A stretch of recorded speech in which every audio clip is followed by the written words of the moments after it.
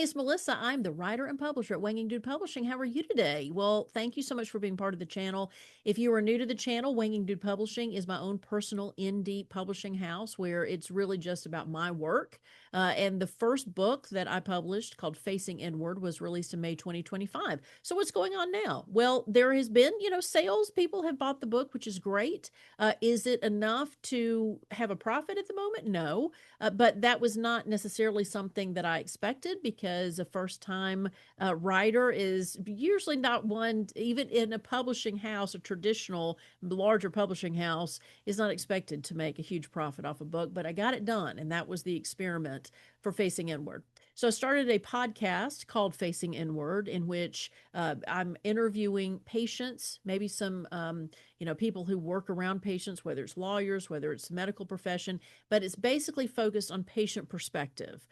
So we have interviewed several people with chronic and potentially terminal conditions and their experience, because I think that gets lost in all this conversation about healthcare and insurance companies and all that, because it's exhausting sometimes to be a patient and the expense surrounding it. I talk about that in my book, Facing Inward. That's what the podcast is about. But what next? Well, one of the other things when you're an indie publisher that you have to consider: do you want foreign rights to your book released?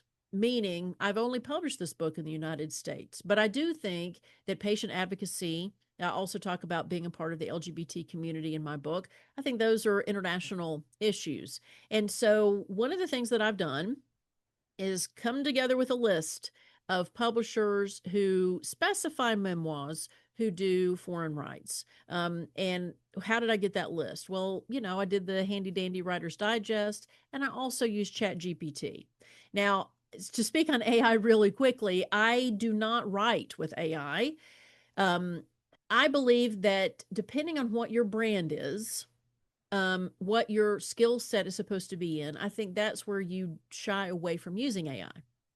If you're someone who is not a writer and you're needing help writing a letter or an email, well, I totally get using AI. But if you're someone who is a writer and want to do that by profession, and you are a creator of any kind, and like if you're an artist, a visual artist, this is a case, what was it? With Comic Con, I'm a big geek. And so Comic Con has released the demand that any art at Comic Con cannot be produced by AI. I'm not anti AI. Again, though, and I agree with Comic Con, that if you are branding yourself as a creative person in a certain field, then I don't know if you should really be using AI for that, because, again, this is supposed to be your skill set. I use AI more as a college intern. I've probably said this on the channel before, but a friend of mine said that's how she uses it, is as a college intern. And that means that the college intern is going to do the busy work that you may not have time to do, but you also always have to check the college intern on their work and make sure it's done right, because there's going to be mistakes. So I used the Writer's Digest list, and then I coupled it with Chat GPT is what I use, just to kind of flesh out a consistent list of people and companies who handle foreign rights for memoirs.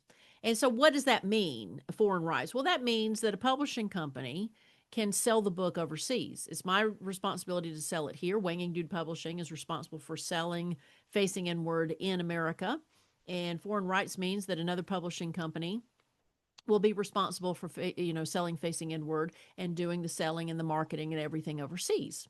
And so that's the next natural step to a book: is you sell it in one place and then you try to expand those sales to other places, and we'll see how it goes. But I wanted to give an update where I've started the process of not like splaying these requests out. It's like, two or three. There is one in New York that is specifically for foreign rights. There's one in London that I've sent something to, and there's one in Germany that I've sent something to.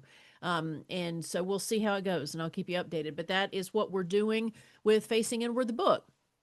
Wanging Dude Publishing is going to be doing more in the future, but right now we're just focused on that first title. And if you haven't read it, or if you know someone who might want to read it, like if you haven't read it and want to read it, But if you know others who would be interested in a story about patient advocacy, patient experience, and even LGBT experience, then I would love for you to check out the book. It's available anywhere books are sold. And that's pretty much the update for now. But I hope you have enjoyed this. And there's plenty of other resources on this channel on how I got Facing Inward up and out the door, and on Amazon and Barnes and Noble and Target and Walmart and all those.